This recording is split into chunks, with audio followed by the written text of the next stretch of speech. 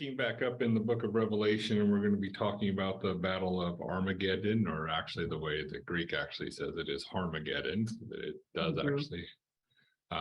Well, it's actually in Greek and Hebrew, but depending on, of course, what section you're in. But Greek is actually where the word Armageddon comes from.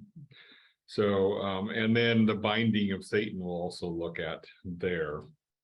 Last week we were talking about the wars that are going to be happening near the end of the tribulation period, and this is probably within the last 30 days or so, 30, 60 days, somewhere in there. We're going to have a substantial amount of wars that are happening that are ultimately going to lead up to the Battle of Armageddon.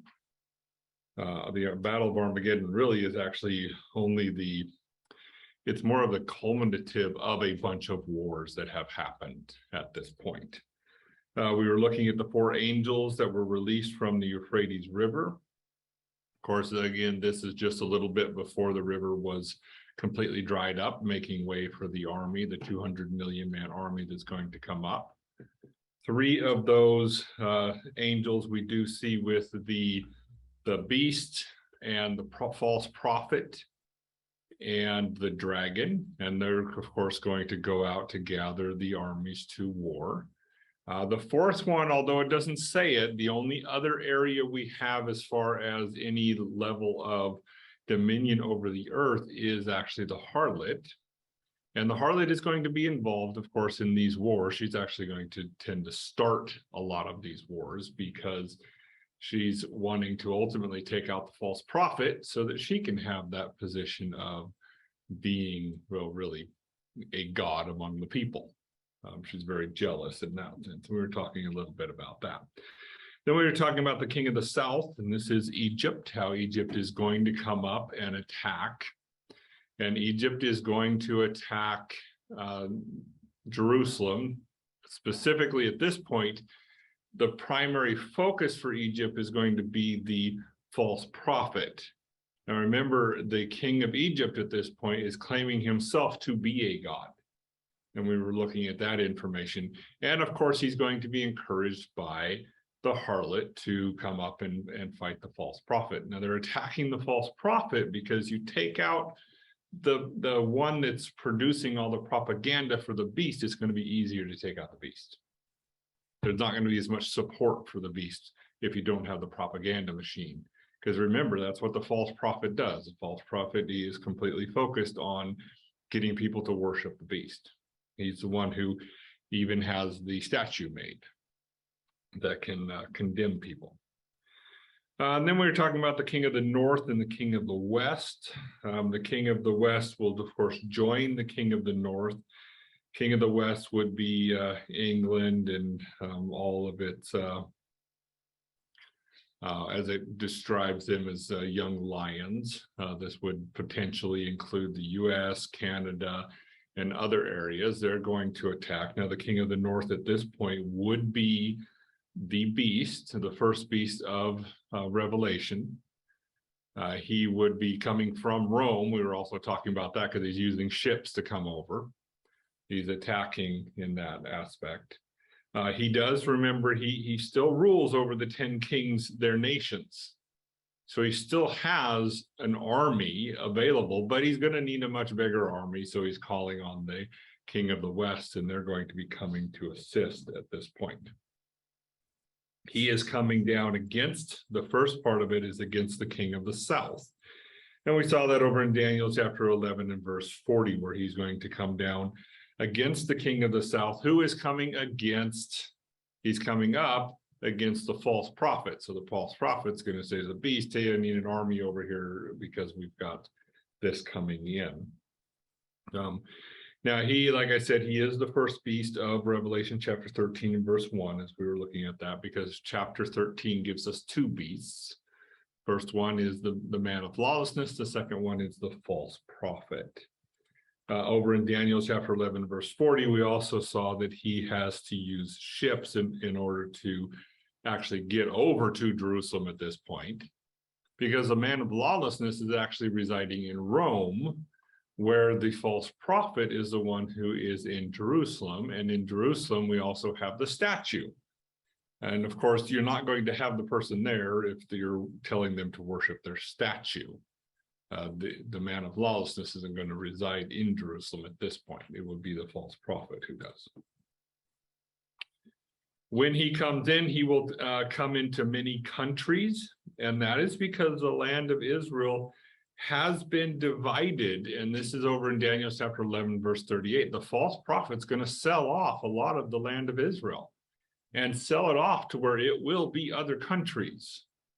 People will go in, they will purchase it, and it will be completely different countries in the way that it's actually describing it. It's pretty clear. Now, as he is attacking the king of the south, and he's going to come down and he's going to take Egypt. He's going to destroy, he kind of comes around the army, destroys its homeland, and then he's ultimately going to come up and destroy the army itself. So the army from the south is still there at this point, but he comes down and ultimately defeats Egypt and utterly destroys Egypt at this point. But Egypt isn't done facing its destruction either. And that was in Daniel chapter 11, verse 44, where it talks about that. Now, then we have all nations gathering together against Jerusalem. And this is in Zechariah chapter 14 and verse 2. Because we have some wars going on outside of Jerusalem at this point.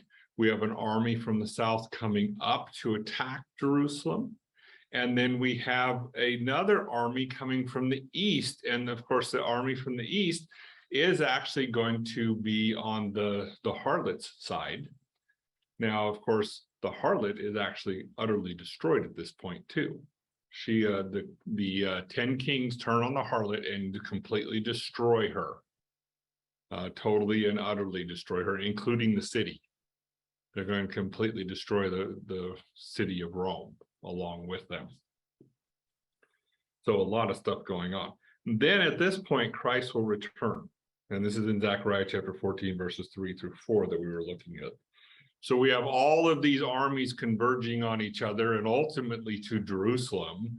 And at this point is when we're going to have the return of Christ.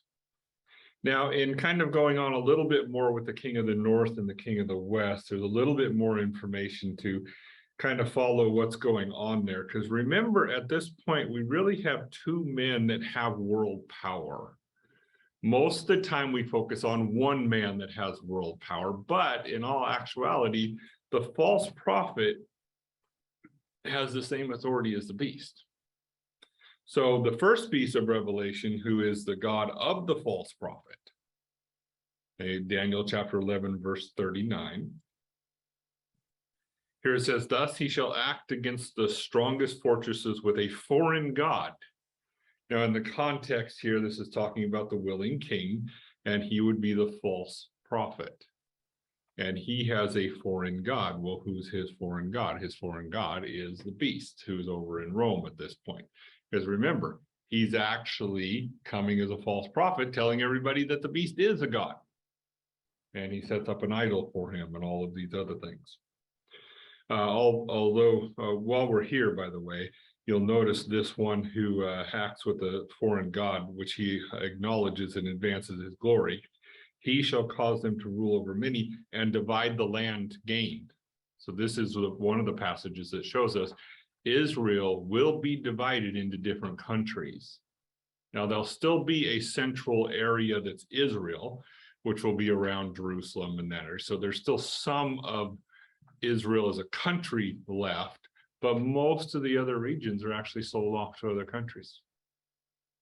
So we're going to have a lot of those. So when it actually says the king of the north is coming into countries, that's actually a good translation. He's coming into countries. Not yet. That's correct. He's not allowed to go into there. And his focus isn't so much on that. We actually kind of see that the king of the south is going to try to go up to Jerusalem, destroy Jerusalem, and then come down and destroy all of Israel, because they're right in that area. That's kind of the initial intent. Not working out so well at this point, because the king of the north has come in. He's fighting, of course, against the armies that are up in Jerusalem at this point, because half the city of Jerusalem is going to be lost at this at what's going with the wars that are going on right around Jerusalem. But we still have more armies coming up from the south, and we got some coming in from the east. North is he's going to also come down because he's going to split his army in two. He's going to come down, destroy Egypt, or take over the land of Egypt, but he still has to deal with the army itself. So the false prophet, who is the willful king, this is in Daniel chapter 11, verse 36. Like I said, he is the second world ruler. Then the king shall do according to his own will. He shall exalt and magnify himself above every god, shall speak blasphemies against the God of gods, and shall prosper till the wrath is accomplished, for what has been determined shall actually be done. And then we see he resides in Jerusalem, Daniel chapter 11, verse 40. At the end of the time of the end, the king of the south shall attack him. This would be in the false prophet.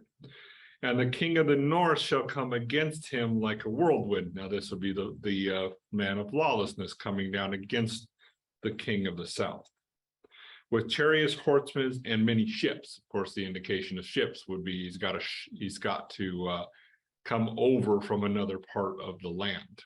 He's got to come over the sea. He will enter into countries, overwhelm them, and pass through.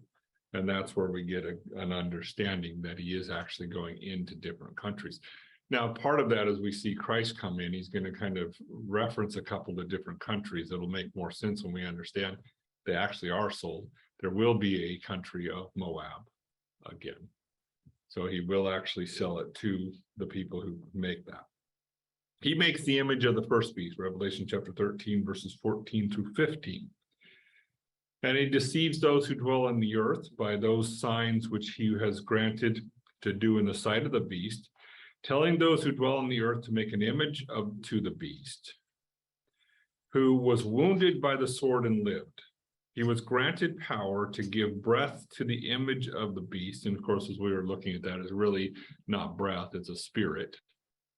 So the beast is going to, the image of the beast is going to be able to both speak and cause many as would not worship the image of the beast to be killed. Now, of course, this isn't the entire world. This is focused right around Jerusalem, where this image is going to be. And if you're not willing in Jerusalem to bow down to this idol of whatever, probably specific times, I don't know all the details because scripture doesn't give us that, you will actually be put to death. It will cause people to be put to death. This is the false prophet who's doing this.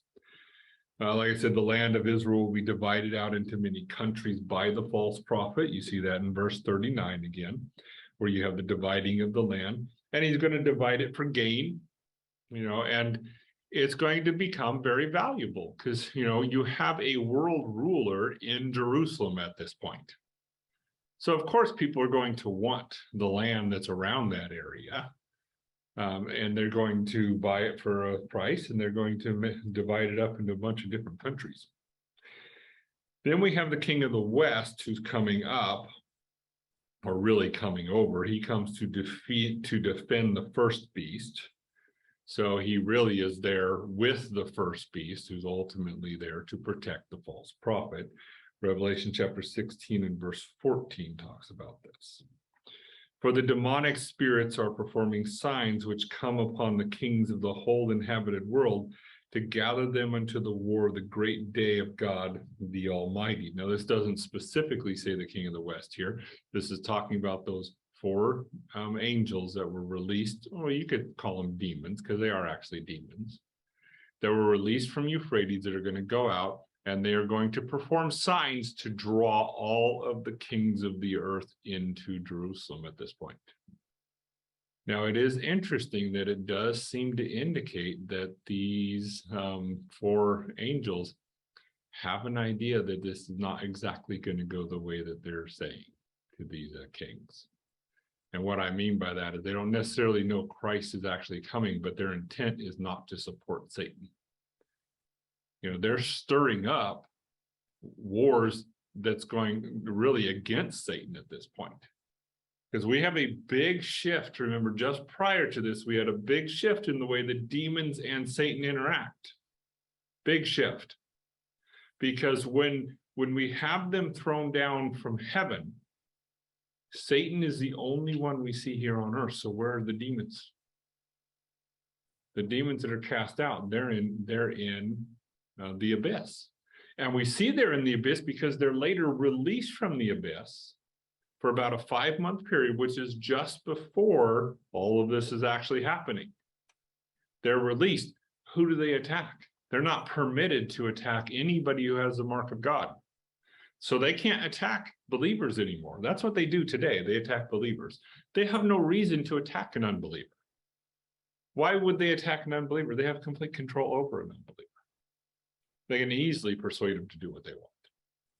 But they go and they attack the unbelievers, which is in direct, well, it's basically in Satan's face, because these are Satan's people. And they're attacking his people and causing all kinds of trouble to his people. So we're going to see that. They can't see the demonic spirits. They're not going to come to them in a way that makes it obvious they're spirits. So there would have to be more than likely an influence on the false prophets that are around the kings. And yeah, we have false prophets even today around our president of the United States, the president of many other countries. We call them presidents now in a lot of areas, but they actually have, no, we don't call them false prophets. What do we call them? Advisors. And they can be easily persuaded, and that's where they're going to persuade their advisors to really manipulate them into coming into war. And they're going to be performing signs. They're going to be doing things that now remember, a sign always points to something. So they're going to be doing things to get these kings to believe that they need to go to war. Now, this is a very costly war, by the way. This is not the kind of type of war that we typically face today, because we're in the tribulation period.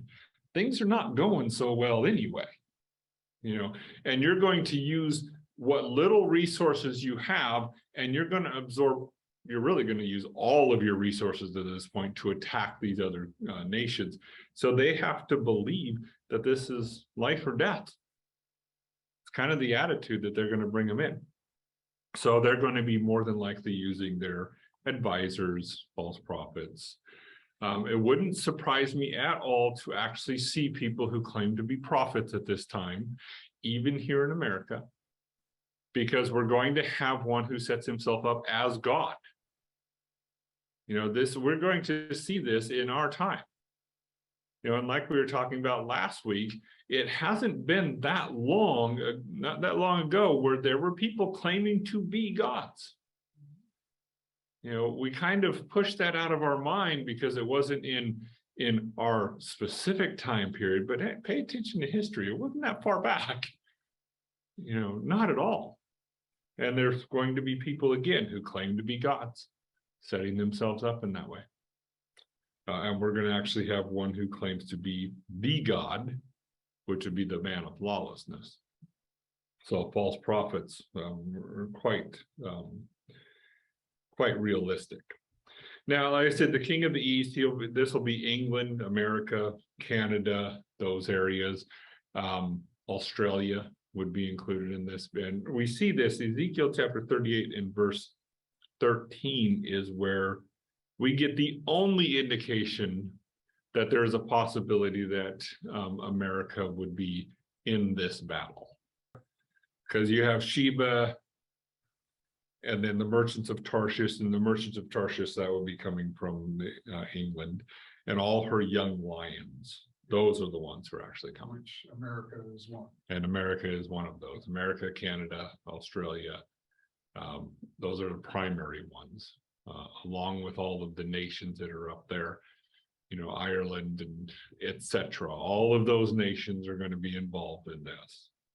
And they're going to come, and really they're going to be supporting the king of the north, who is the man of lawlessness.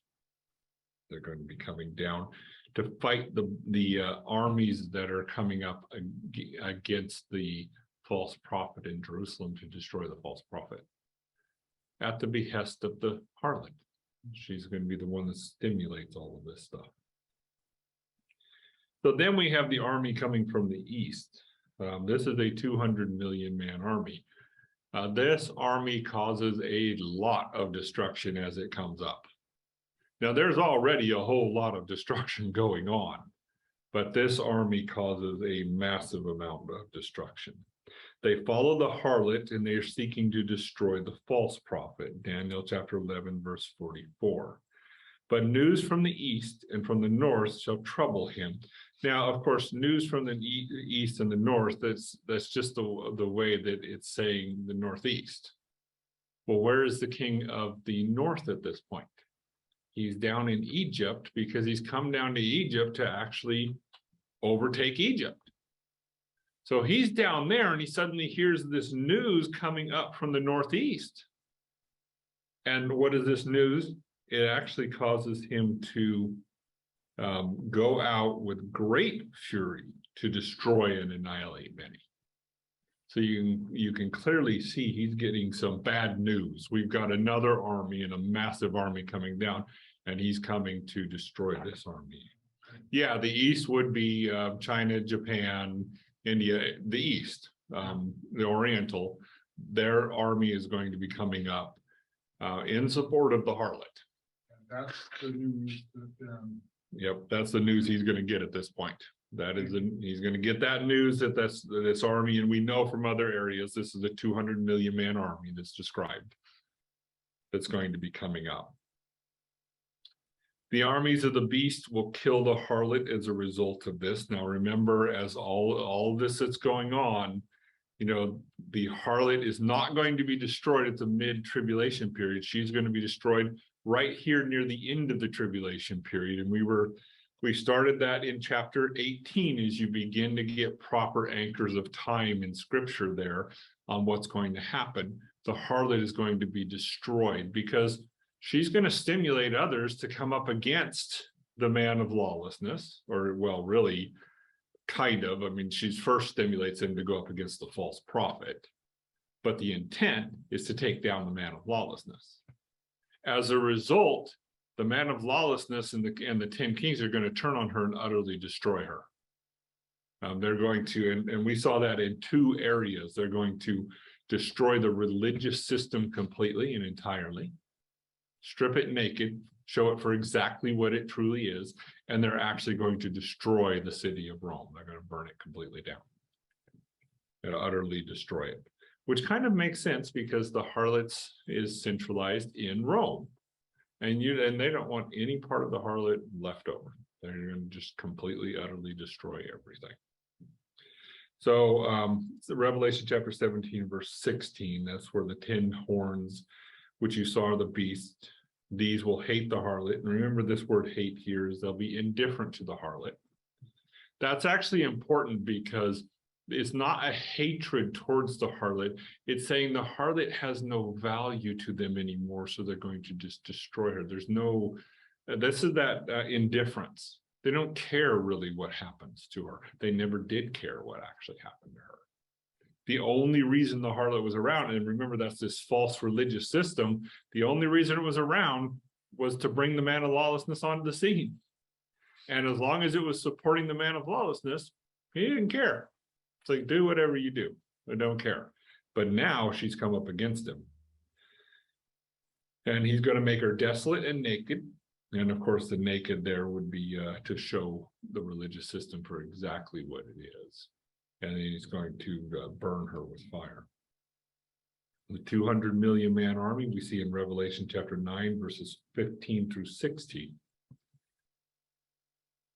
And he released the 4 angels, the ones prepared unto the hour, even day, even month, even year, in order that they should kill 1/3 of humans, and the number of the army of the horses, myriads of myriads, a number of them. And you go and you look at the context there, more than myriads of myriads is kind of referring to thousands of thousands. It would be 200 million is really the number. of how it would actually come out. The King James, or the New King James, just said myriads of myriads, but we can tell it's about 200 million men. And this comes from the angels, the four angels. One of them's going to go to the east, and he's going to encourage a whole lot of them. Now they're going to be coming up and destroying a third of the humans while they're coming up.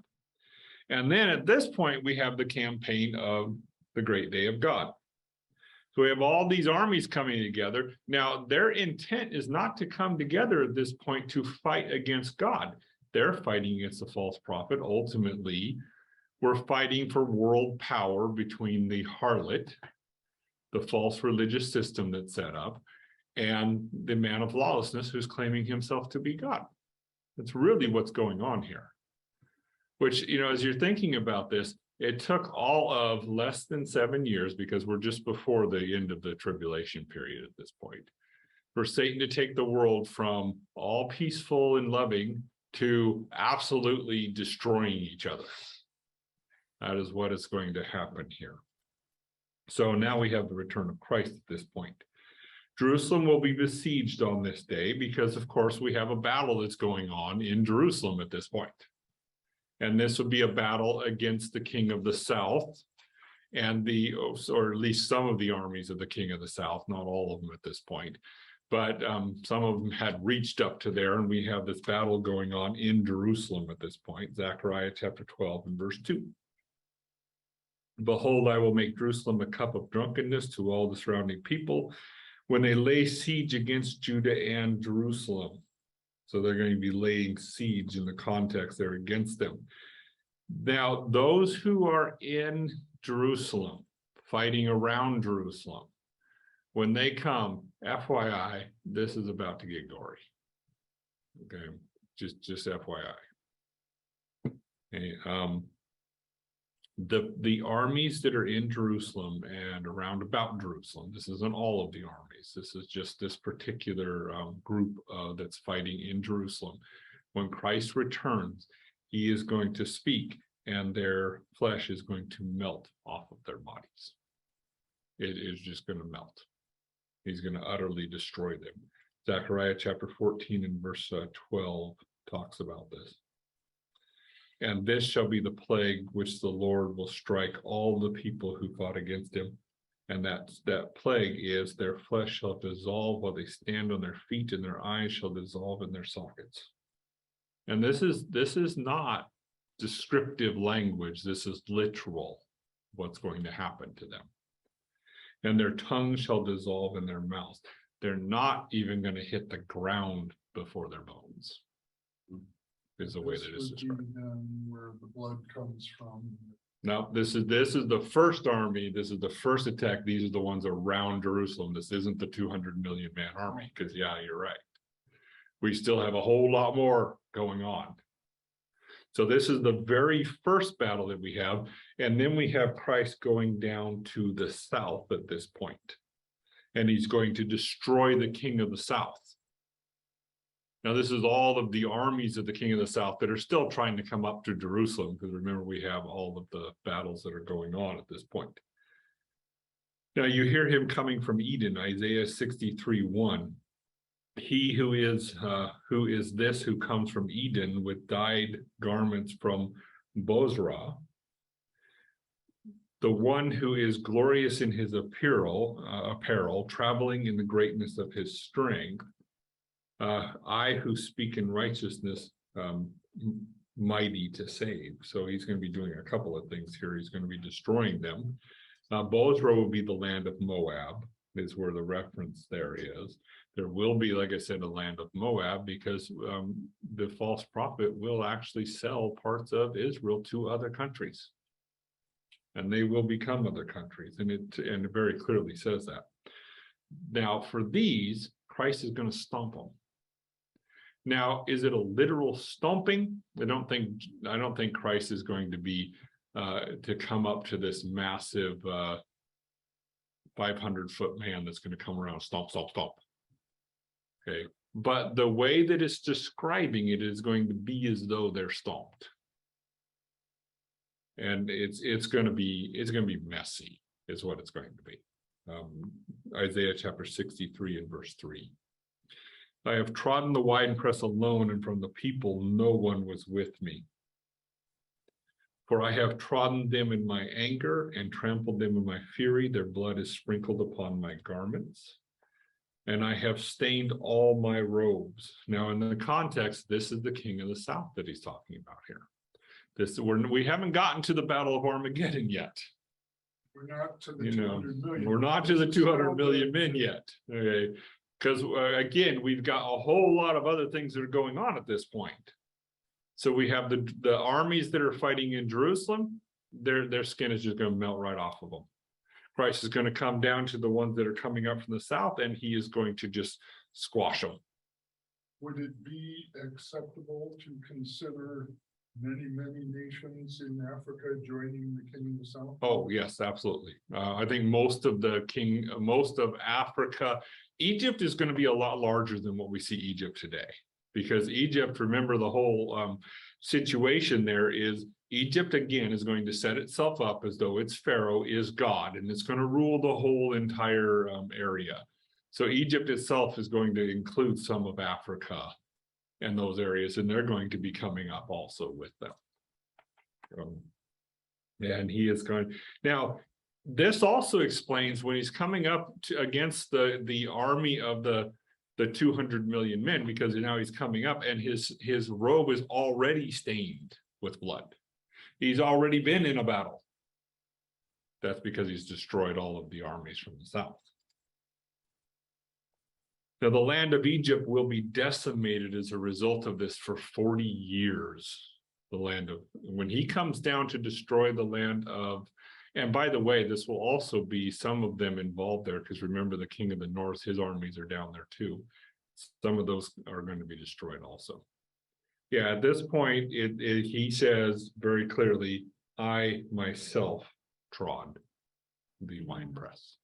It is actually Christ who's doing this. Now we see Christ returning with his armies, and we talked about that a little bit. Those armies are not the saints are never referred to as armies. Those armies are actually angelic beings, but those angelic beings are not going to be doing the direct fighting. That's Christ alone who's going to do that. They're going to be involved in more of the mop up, cleaning up, and other stuff like that. So they're not going to be directly involved with it. No, this is going to be, and I've heard it described, imagine a general who not only actually goes out and fights his own wars, he actually is victorious. Where his army is like, I got this one, and he just completely utterly destroys. That's what he's going to do. He's like, no, these ones are mine. I am going to pay back what they actually deserve, and he's going to do it personally. So when he comes up against these armies, like I said, they're going to be crushed. This is how these armies, the south and the armies of most of this, what's left of the south and what's of the north, are going to be completely crushed. Now in Zechariah chapter 29 verses 8 through 11, we see that the land of Egypt will be decimated for 40 years as a result of this. Here it says, therefore, thus says the Lord God, surely I will bring a sword upon you and cut off from you man and beast, and the land of Egypt shall become desolate and a waste. Then they will know that I am the Lord, because he said, the river is mine and I have made it. Now the river is mine and I have made it. That's a reference to the king of the south who said, I made this river. It's mine. He's claiming himself to be God. Now another person did this, we have in scripture, where he claimed himself to be God. And what did God do? He struck him with worms, and they ate him, and he died immediately. You don't do this, Herod. You don't do this. And this is what's going to happen. He's claiming himself to be God. What happens to the man of lawlessness? We're going to see that shortly, because the man of lawlessness and the false prophet are going to get thrown directly into the lake of fire, alive into the lake of fire. And so God does not tolerate this, and we see this. So he says, the river is mine, as it goes on. Indeed, therefore, I am against you and against your river. I will make the land of Egypt utterly waste and desolate from Migdol to Syrian, as far as the border of Ethiopia. So we can see that actually Egypt is quite larger than what we would perceive it today. Neither foot of man shall pass through it, nor foot of beast shall pass through it, and it shall be uninhabited for 40 years. This isn't just it's going to be a wilderness. Not even animals are going to go through this area. It's going to be utterly destroyed for 40 years. So the first 40 years of the millennial kingdom, Egypt will be completely scattered into the nations, and they will not be allowed to possess their land.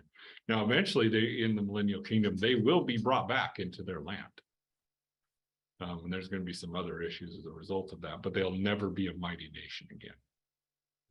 And that's because, and ultimately, when you're following this, he makes himself to be God. He's going to go up and he's going to destroy the false prophet. And then he's going to come, his intent is to come back down and destroy Jerusalem. How does God react to nations who try to destroy Jerusalem? Curtains. Yeah, in the mid-tribulation period, when Russia comes up against the man of lawlessness, God is going to use the man of lawlessness to not just destroy Russia, but all of her satellites. One of those satellites is Germany. Yeah, the German nation will be utterly, completely wiped off the face of the earth. Now, in this case, God's going to allow Egypt to, again, come back into a nation. He's going to call them back in, but they're there really as an example to others that God is God, and anybody claiming that they are God, no, they're not going to be. Then we come to the Battle of Armageddon in Revelation chapter 19 and verse 21. And here it says, "And the remaining he will kill by the sword of the one sitting upon the horse, by the one coming out of his mouth, and all the birds will gorge themselves out of their flesh." Now, the remaining is talking about the army, the 200 million man army. They are going to be destroyed by the sword. And of course, they're going to be destroyed so quickly, we're going to have the blood up to the bridle of a horse in some areas along that area where the river Euphrates comes in, because it's going to be a massive, I think it's like 175 miles long. I've heard 200, but I think that's a little excessive. The blood is just going to flow because they're going to be destroyed so quickly with the sword. And this is a massive army. And then after all of that, he's going to go and he's going to bind Satan. He's going to take the one who really started all of this and he's going to bind Satan. Because remember, what is Christ doing at this point? Right at the end of the tribulation period, he turns to the Father and he says, "Would you give me my inheritance?" Because over in Psalms, it says, "Ask of me and I will give you the nations as your inheritance." He said, okay, go and take your inheritance. Christ comes back and he makes righteous war against those who unrighteously possess what belongs to him. And we see, in a lot of different areas in Revelation where he's claiming, like the angel where you see him standing on the sea and on the land, and he's got a small scroll. That's actually Christ when we're looking at that. And that scroll is the deed to this property, this earth. He owns it. And he's coming back to take it, and he's going to utterly destroy him. And along with Satan, Satan is going to go down too. So in Revelation chapter 20, verses 1 through 3, this is where he's talking about it. An angel is going to come from heaven, and he is to bind Satan in Revelation chapter 20 and verse 1. "And I saw an angel come down out from heaven, having the keys of the abyss and a great chain upon his hands." Now, of course, again, remember, this is not like we would perceive a chain, because obviously he's going to chain a spirit being. But the concept is still the same. Whatever he has is going to be able to wrap around and make it so that Satan can't do anything else. He's going to put him in jail. Now, this kind of is jail, by the way, because he goes to Hades. He goes to the abyss. That's not the final judgment. So Satan himself is going to go into Hades. The man of lawlessness and the false prophet are going to be thrown into the lake of fire. Those are two different locations. So this more than likely is Michael the archangel who's coming down. It doesn't specifically reference him, but we see him being used a couple of different times in scripture, like over in Jude chapter 9, where Michael stands against Satan. Yet Michael the archangel, in contending with the devil when he disputed about the body of Moses, dared not bring against him a rivaling accusation, but said, "The Lord rebukes you." Now, Satan wanted to preserve Moses's body. Of course, Israel would actually follow the preserved body of Moses. They would treat it as an idol, and that's what he wanted. And God didn't come down himself and deal with Satan. Who came? God sent an angel. Now you understand, in the order of spirit beings, Satan is the highest of God's created beings. Then we have other cherubs, then we have seraphim, and then we have angels. Angels are referred to as messengers. Now the highest ranking angel is going to come down. Now that's pretty low rank. How would you put this in military rank? A sergeant telling a general what to do? It's like it would basically be something kind of similar. No, this isn't exact, but kind of similar to the president sending basically a sergeant over to tell the general to bind the general and lock him up. Absolute insult is what it is. Because God's like, I'm not even going to deal with you. You know. I'll send the angel. The angel's going to say, no, God said you can't have it. Now, God is the one who actually buried the body, not Michael. God himself buried the body. But Michael was involved in that. We see Michael and his angels battling Satan, Revelation chapter 12 and verse 7. He is the one who's involved in kicking Satan and his angels out of heaven. And war broke out in heaven. Michael and his angels fought against the dragon, and the dragon and his angels fought. And of course, they lose. Satan is bound for 1,000 years at this point, and this is in verse 2. And he laid hold of the dragon, the serpent of old, and who is a slanderer and the adversary, and bound him for 1,000 years. Satan is cast into the pit of the abyss, Revelation chapter 20 and verse 3. And I got a lot more to say about this, but we're not going to get into that because I'm running out of time. I want to talk about the abyss, Hades, and really what's going on here, because there's a lot of detail that we have about what we would describe today as hell. There's 3 different sections of hell. Scripture does talk about it specifically. And within one of the sections, which is referred to as the abyss, there is a pit or a well in which Satan is actually going to be bound. So he's not just bound in the abyss itself, he's bound in a specific area. And we'll look at that with more detail, God willing, next week. So we're going to have Michael coming down. It does specifically say an angel, but likely Michael is going to come down, and he's going to bind Satan, and he's going to lock him up for 1,000 years. Because this is right at the beginning of the millennial kingdom.